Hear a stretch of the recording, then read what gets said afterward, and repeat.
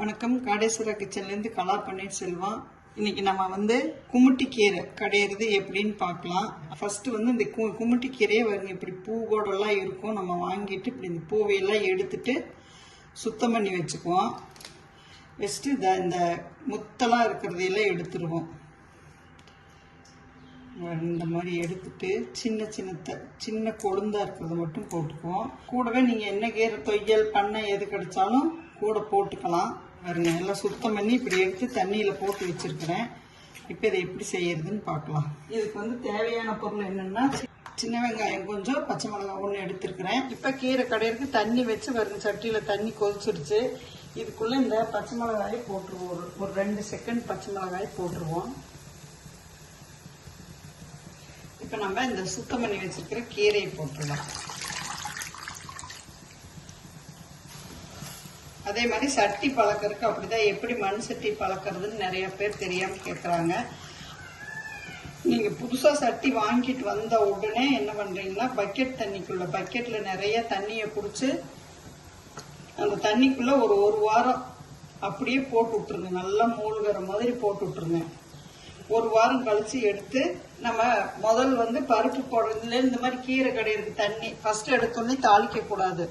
அதனால கீரை கடையிறதுக்கு தண்ணி இல்லை பருப்பு வேக வைக்கிறதுக்கு தண்ணி வச்சு கொதிக்க வச்சுட்டு அப்புறமா நீங்க மறுபடியும் எல்லாமே தாளிச்சுக்கலாம், ஒன்றும் ஆகாது.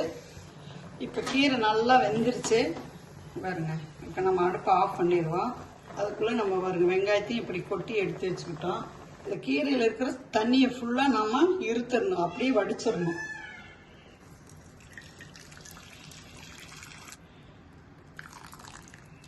இந்த தாளிப்பு வந்து அவங்கவுங்க ஆப்ஷனல் தான். வேணும்னா நீங்க தாளிச்சுக்கலாம், இல்லைன்னா இப்படியே போட்டுட்டு கொஞ்சம் வெண்ணெய் மட்டும் போட்டு கடைஞ்சுக்கலாம்.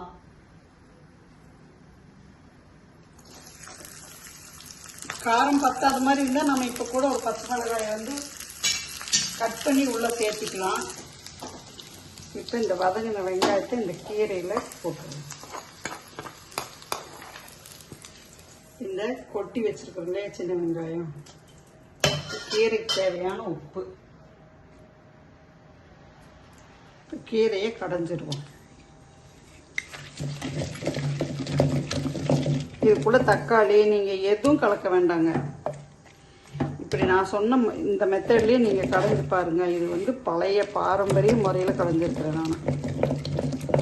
வெண்ணெய் பிடிக்குங்கிறவங்க இந்த டைம்ல வெண்ணெய் போட்டு கடைஞ்சிக்கலாம். இப்ப வந்து இதுக்கு தண்ணி இன்னும் கொஞ்சம் தேவைப்படுனா பச்சை தண்ணி தான் ஊற்றணும். நீங்க